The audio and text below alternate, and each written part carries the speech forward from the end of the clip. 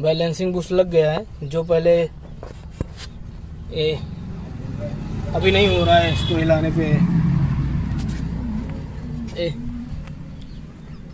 पहले हिलाने पे कट कट की आवाज़ आ रही थी, चलने पे इसकी सी की नॉइस आ रही थी। ये नया बुश लगा है, बैलेंसिंग बुश टाइट है फुल एकदम। चल, और इसमें नया फिटिंग हो गया, देख सकते हो फुल टाइट है।